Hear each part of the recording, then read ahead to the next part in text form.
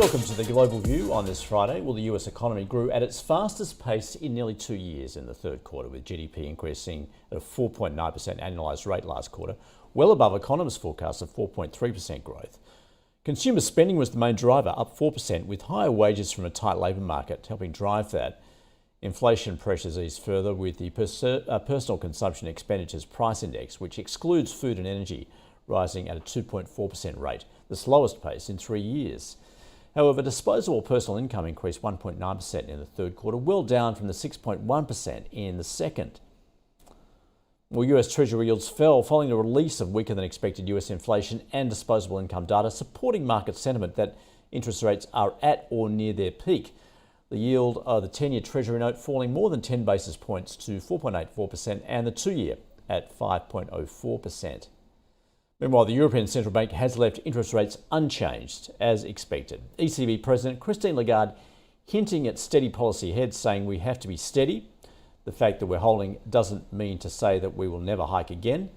And markets have now priced in the chance that the ECB will begin cutting rates in April, with another 2 more cuts before the end of next year, despite Lagarde's denials, saying even having a discussion on a cut is totally premature. Well, the euro was little changed after the ECB decision, while the US dollar was higher against most major currencies. The Aussie actually bucked the trend there, was up around 0.33% to 63.3, having touched a 1-year low of 62.7 earlier in the session. Let's get to a chart just to see, spell out, I guess, what's going on at the moment. This one's from Sven Heinrich, who we catch up on a semi-regular basis. The Northman Trader, asset managers, they puked out their positions, as you can see there. The lowest asset exposure of the year. So, as he points out, no one expecting a rally at this point. And that leads us to the next chart. We're now tipped into extreme fear ahead of that next meeting from the Fed. Well, given that move or lack of it from the ECB, also look ahead to what to expect from the Bank of England next week. I caught up with Fiona Cincotta from City Index. We were expecting from the ECB, they've left the interest rate at 4%, which is a record level after 10 straight interest rate hikes.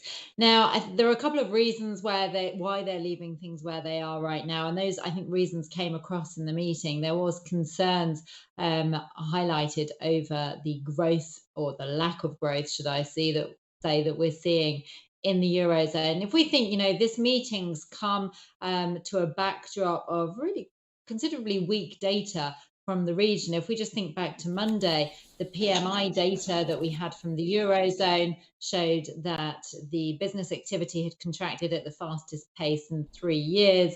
We have seen inflation also cool. I mean, if we think about it, was at double digits and now it's down at around that 4.3% level. So whilst that's still over double the ECB's target, we have seen it trending in the right direction. I mean, I think the tone to the meeting was, for me, slightly more towards the dovish stance, because Christine Lagarde could have really honed in much more on the potential risks of, for example, higher oil prices and the inflationary impact that can have.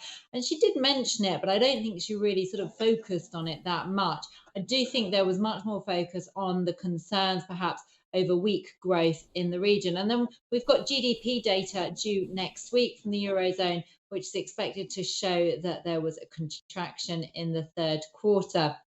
I think the big question, though, really is, how long are the ECB going to be keeping rates at this level? I think the bar for the ECB to actually hike rates further is very high. I don't think that's going to necessarily be happening anytime soon. We'd need to see a real pickup in inflationary pressures in order for that to happen. But saying that, I think the bar is still pretty high for the ECB to think about cutting rates as well. And in the meeting, Christine Lagarde did say that it's far too premature to be considering any rate cuts right now. So I think we're still looking at around the early second half of next year for rate cuts.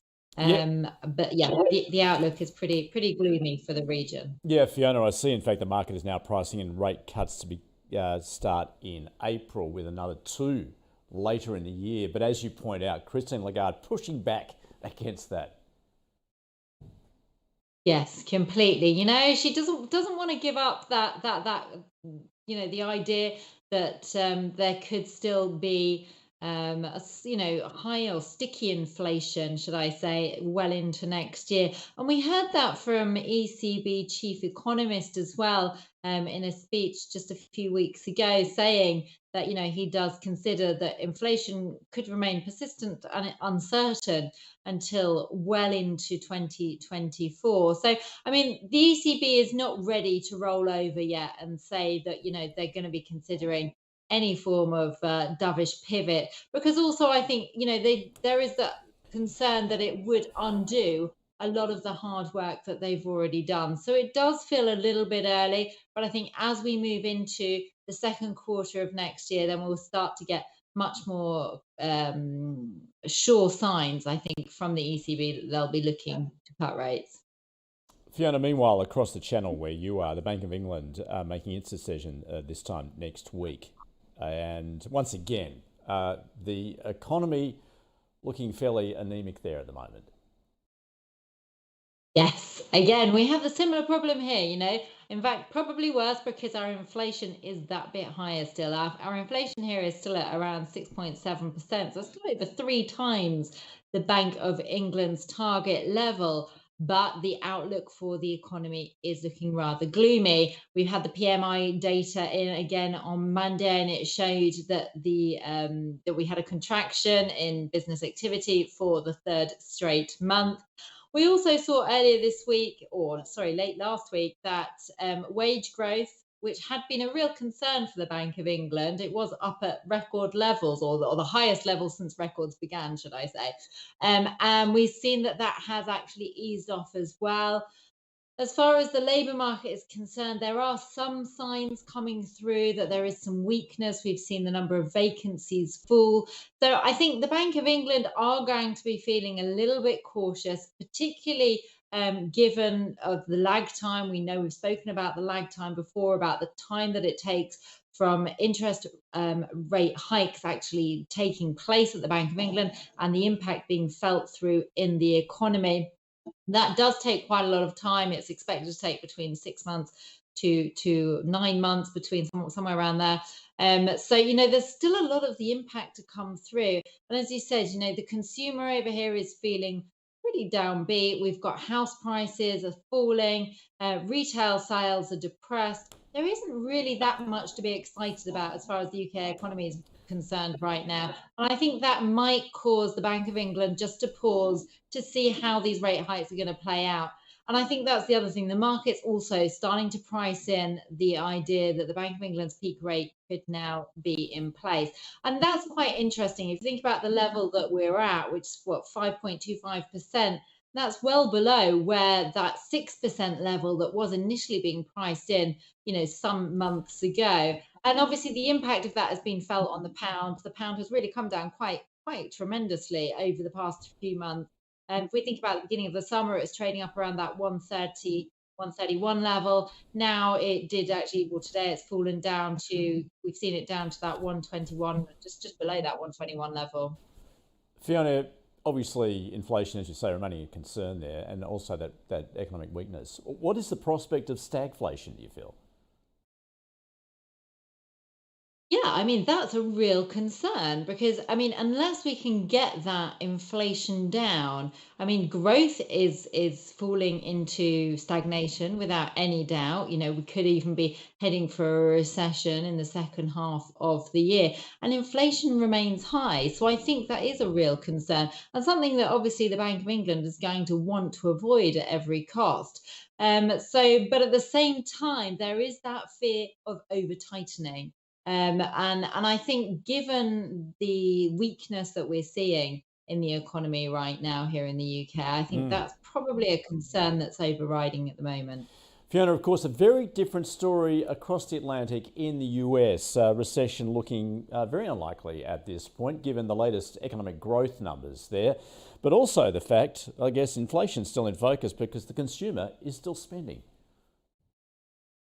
Some really interesting data from the US today. That GDP data just really highlights the divergence between the strength of the US economy and the weakness that we're seeing in Europe and in the UK. So, with that GDP at 4.9% annualized in Q3, up from 2.1% in the second quarter. And as you pointed out, the US consumer is still spending well. We had that personal consumption at 4%, a really encouraging figure. Well, probably not for the Fed, because it suggests that those rate hikes aren't really being felt by households. And even the durable goods items were pretty strong across the quarter. But what was also interesting, though, in those figures was the core PCE number, which actually fell or cooled to 2.4%. So that was cooler than expected, and also down from 3.7%. So that does tell us that inflation is trending in the right direction. And hopefully, we'll get further confirmation of that tomorrow. We've got the US core PCE data for September, which is expected to show a cooling to 3.7, down from 3.9%. Fiona, just before you go, what's your observation of what we're seeing in the equity market at the moment? Obviously under pressure. We're looking close to take a look at the S&P, close to correction territory at this point, given it's lost around 10%. What's your view as to those pressures and whether that's likely to continue? Yes. So, I mean, if we think about what's brought us here right now, we've got treasury yields are really high at the moment. We've got them back, sort of resuming that rise towards that 5% level. And then earnings season, we've had the Magnificent Seven help drive that rally in the equity markets in the US, but particularly with the S&P, and also obviously in the Nasdaq as well, help drive a strong rally. And as these figures have come through from the big tech, they haven't really been hitting the spot, given the lofty valuations that we've seen for some of these stocks. Meta, for example, it's traded up 150% so far this year. So any sense of concerns in the guidance or in the numbers is going to be something that creates a sell-off in those stocks. And I think that was something that we were looking as a vulnerability as we were heading into this big tech earning, and it seems to be playing out. I think as far as where we go from here, there is a concern. Obviously, if yields remain high, it's not good for equities. I think even if we look in Europe as well, we've seen the DAX is having a really tough time at the moment, just on the prospect of those interest rates staying higher for longer, and also the prospect of a recession. That's also playing on the DAX quite hard. It's trading around a 7-month low. But again, with the Nasdaq, I mean, I think the outlook there could be potentially more downside to come, especially if the earnings aren't hitting quite where we want them to be. Fiona Cincotta from City Index out of London. That is the Global View. Stand by. The Open is next.